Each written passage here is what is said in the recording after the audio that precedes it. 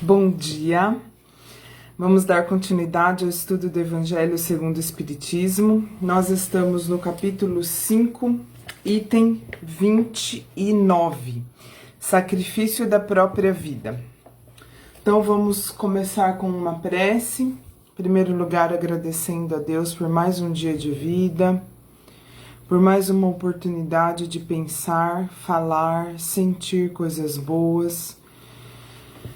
Pedimos inspiração para compreender as palavras de Deus, para compreender os ensinamentos de Jesus, para compreender a interpretação espírita e que isso nos traga mudanças em nossas atitudes, no dia a dia de nossas vidas. Que assim seja.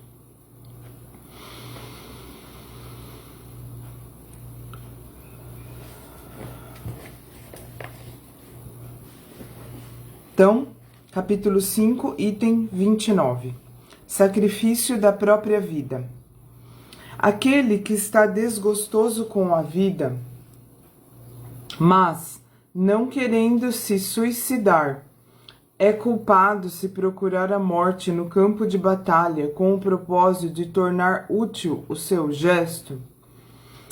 Quer o homem se mate ou se faça matar, o objetivo é sempre encurtar sua vida e, portanto, há a intenção do suicídio, embora não ocorra de fato. O pensamento de que sua morte servirá para alguma coisa é ilusório. É apenas uma desculpa para disfarçar sua ação e justificá-la aos seus próprios olhos. Se realmente tivesse o desejo de servir a seu país, procuraria viver defendendo-o e não morrendo, pois, uma vez morto, ele não servirá para mais nada.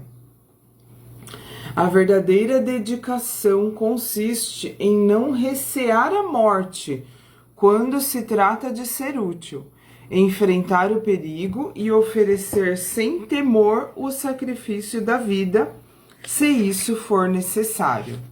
Então aqui nós estamos nos deparando com conceitos muito parecidos com aquele outro relacionado à eutanásia, né? Porque que nós conversamos no estudo anterior. Então não é permitido em situação alguma, resumindo a história, não é permitido, não está de acordo a lei de Deus, em hipótese nenhuma, abreviarmos a vida, seja de nós próprios ou de outras pessoas. Isso inclui eutanásia, suicídio, aborto, pena de morte, qualquer tipo de situação que represente ceifar a vida. No entanto, a intenção premeditada de procurar a morte, expondo-se a um perigo, mesmo para prestar serviço, anula o mérito da ação. Então, ele está dizendo o seguinte: se for para se entregar ao perigo, se entregar à possibilidade de morrer para, como que eu vou dizer, beneficiar outras pessoas, para defender uma causa justa, se entregar assim para a possibilidade, para defender essa causa, para defender essa pessoa, eu coloco a minha vida em risco. Isso é possível, mas não com o objetivo de encurtar a própria vida. Ah, já que eu quero morrer, eu vou entrar nessa situação perigosa, porque aí eu abrevio minha vida de uma forma útil. Não vai ser considerado isso como algo louvável, vamos dizer assim. Vai ser considerado, em termos espirituais, vai ser considerado suicídio, por mais que a pessoa não tenha ela mesma realizado, né, um ato que tirasse a vida dela. Mas o fato dela ter buscado isso faz com que seja considerado suicídio, e o suicídio é um crime muito, muito grave aos olhos de Deus. Nós já conversamos aqui sobre a importância da nossa encarnação, sobre todo o arranjo e toda a programação que acontece para que nós possamos encarnar no dia certo, na hora certa, na família certa, na cidade certa, para conviver com as pessoas certas. Tudo isso é arranjado, tudo isso é organizado, nada disso é aleatório, tudo acontece com uma razão de ser e é arranjado, é feito toda uma organização que envolve outros espíritos para que nós possamos encarnar e vivenciar as situações que nós precisamos vivenciar. E vivenciar as situações que as nossas dívidas, as nossas necessidades de aprendizado requerem. E quando a gente tira a vida de outra pessoa, a gente está tirando dela a oportunidade de vivenciar todo esse benefício que esse arranjo dessa programação traria para ela. E a mesma coisa se nós fizermos isso conosco mesmos, só que é muito grave o suicídio. Então, tirar a própria vida ou tirar a vida de outra pessoa é totalmente contra as leis de Deus. Um homem se expõe a um perigo iminente para salvar a vida de um de seus semelhantes, sabendo antecipadamente que ele próprio morrerá. Isto pode ser visto como um suicídio? A partir do momento que a intenção de procurar a morte não existe, não há o suicídio. Então, assim, se eu quero salvar a vida de alguém, e para isso eu me arrisco, e não eu falo assim, eu quero, não é o contrário, eu quero morrer mesmo, eu quero procurar minha própria morte, então já que eu vou fazer isso, vou fazer isso salvando alguém. Não, é o contrário, eu não quero morrer, eu só quero contribuir para salvar essa outra pessoa, para defender uma determinada justiça, causa justa, mas eu não quero morrer, eu vou fazer de tudo para preservar minha vida. Eu vou me arriscar, mas eu vou tentar evitar a minha morte. Aí, nesse caso, não é considerado suicídio, tá? Então, esses sofrimentos podem ser proveitosos aos outros. Não, perdão. A partir do momento em que a intenção de procurar a morte não existe, não há suicídio, mas dedicação e abnegação, embora haja a certeza de morrer. Mas quem pode ter essa certeza? Quem disse que a providência não reserva um meio inesperado de salvação no momento mais crítico? Não pode salvar até mesmo aquele que estiver na boca de um canhão? Deus não pode? Muitas vezes pode querer levar a prova da resignação até as últimas consequências, quando um acontecimento inesperado afasta o golpe fatal.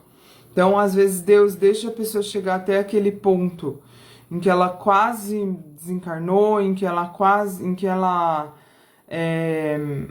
quase vivenciou uma situação de morte mesmo, para provar até onde ia a abnegação dela, até onde ia a dedicação dela a determinada causa, a determinada situação. Aí, na última hora, ela é salva, porque Deus tem o poder de salvar qualquer pessoa, mas deixa ela chegar até aquele momento, até aquele ponto, para que ela seja provada, para que ela tenha a oportunidade de demonstrar sua dedicação a alguém ou a alguma causa. Agora o item 31 se chama Proveito do Sofrimento. São Luís, Paris, 1860. Aqueles que aceitam seu sofrimento com resignação, por submissão à vontade de Deus e visando a sua felicidade futura, não trabalham apenas para si mesmos. Então, quem que está perguntando se trabalha apenas para si mesmo?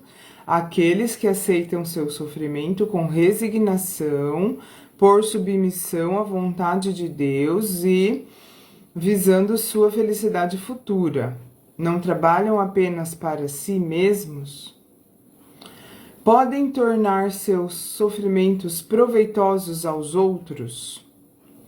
Esses sofrimentos podem ser proveitosos aos outros, material e moralmente. Materialmente, se pelo trabalho, privações e sacrifícios a que se impõem contribuem para o bem-estar material de seu próximo. Moralmente, pelo exemplo que dão com a sua submissão à vontade de Deus. Esse exemplo do poder da fé espírita pode induzir os infelizes à resignação, salvá-los do desespero e de suas consequências desastrosas para o futuro. Então, esse é o proveito que um sofrimento pode realizar, né? Ou seja, um sofrimento pode ser proveitoso quando ele atinge essas características. Deixa eu ver que horas são, ainda faltam uns 15 minutos mais ou menos, dá tempo da gente se despedir desse capítulo 5 que tanto nos ensinou, o capítulo 5 que é Bem-aventurados os aflitos, que nós falamos de tantas coisas interessantes, né? Aprendemos tanto com ele sobre, recapitulando aqui quais foram os itens desse capítulo 5. Justiça das aflições, ou seja, nada é por acaso. Causas atuais das aflições, aquilo que vem dos nossos atos, da nossa própria, dessa nossa própria encarnação, dessa própria existência que nós estamos agora. Causas anteriores das aflições, que são as causas de encarnações passadas, que nós, de ações que nós tivemos que nos fazem hoje vivenciar aflições. O esquecimento do passado, por que nós esquecemos o passado. Motivos de resignação, por que nos resignarmos diante da dor? Suicídio e loucura, fala aqui então sobre o suicídio e sobre esses desesperos que a gente passa pela vida e como lidar com eles. O Evangelho é um manual para a vida mesmo, né, gente?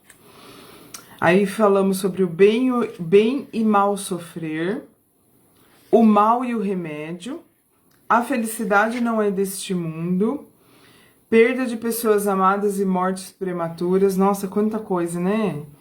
Está falando sobre as aflições, por isso que tem tantas situações, menciona tantas situações difíceis, né, nesse capítulo. Se fosse um homem de bem, teria morrido, aquela história que a gente fala, vaso ruim não quebra, né? Os tormentos voluntários, a verdadeira infelicidade, que é uma ilusão, a melancolia, provas voluntárias, o verdadeiro cilício, deve-se pôr fim às provas do próximo? É permitido abreviar a vida de um doente que sofre sem esperança de cura? Sacrifício da própria vida e proveito do sofrimento. Então, tivemos todas essas aflições mencionadas e explicadas aqui nesse capítulo 5.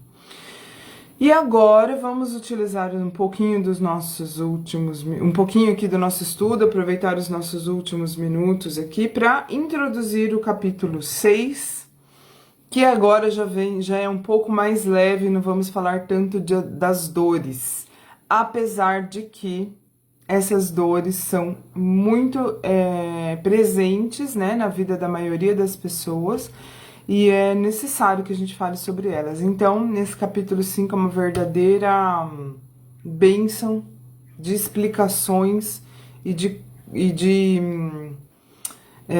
entendimentos que fazem com que a gente amenize um pouco o nosso sofrimento e nos ajude a encarar com mais coragem e mais fé as situações difíceis da vida. Então, todos esses estudos que nós tivemos do capítulo 5 são muito valiosos nesse sentido, e vocês podem achar todos os vídeos aqui no Facebook e também no canal do YouTube.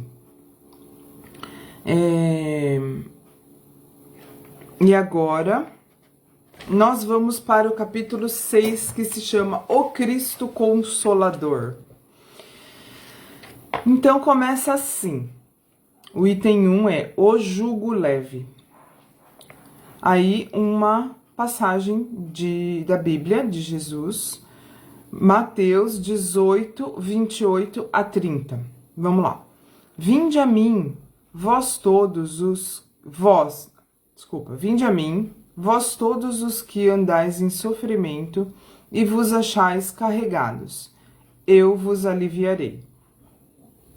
Tomai sobre vós o meu jugo e aprendei de mim, que sou manso e humilde de coração, e achareis repouso para as vossas almas, porque meu jugo é suave e o meu fardo é leve.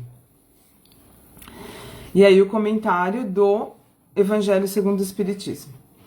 Todos os sofrimentos, misérias, decepções, dores físicas, perdas de entes queridos encontram sua consolação na fé no futuro, na confiança na justiça de Deus, que o Cristo veio ensinar aos homens.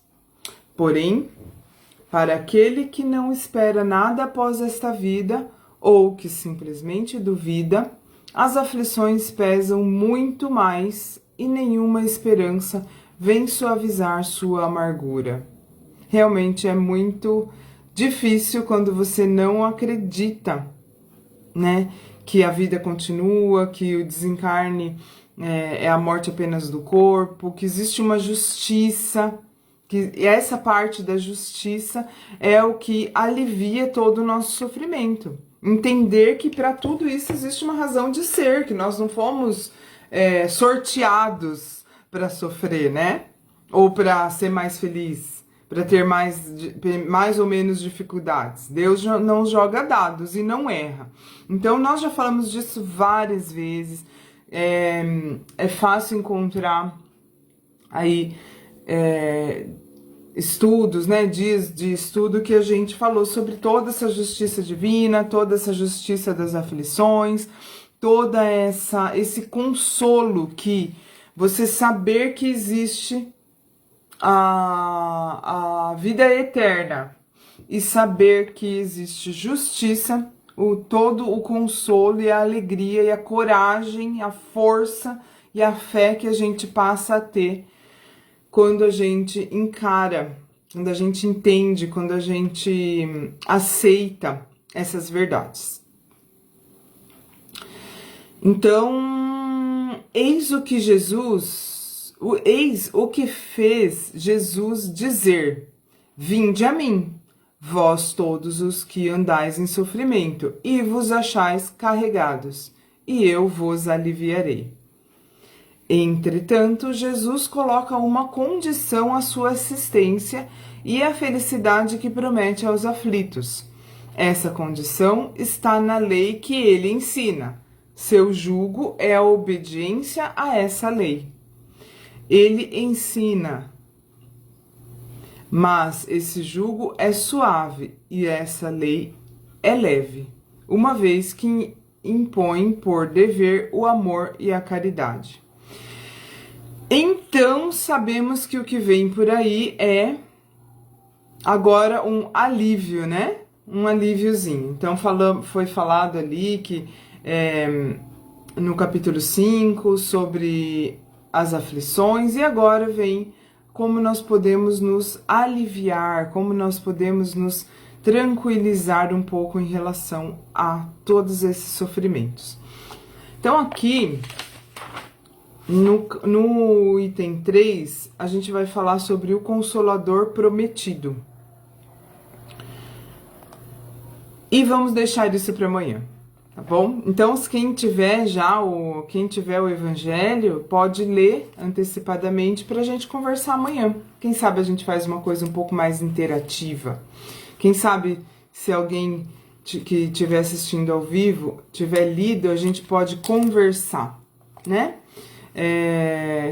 Eu posso ler os comentários, algum comentário, alguma pergunta, alguma questão que a gente possa conversar, discutir juntos. Tá bom? Então amanhã vai ser capítulo 6, item 3, o Consolador Prometido. Vamos então finalizar com uma prece, mais uma vez agradecendo pelo acesso que temos a essas informações consoladoras.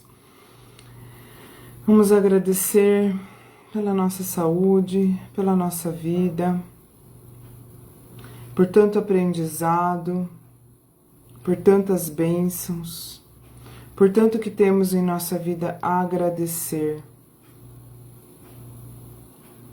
Nos ajude sempre, Senhor, a ter forças para suportar as dificuldades que não podemos mudar e também força para mudar aquelas que podemos e devemos mudar para aliviar os nossos sofrimentos, para buscar mais alegria e que possamos viver de acordo à Tua vontade, Senhor, com fé, esperança e coragem. Que assim seja. Então, um ótimo dia para todos vocês. Espero vocês amanhã.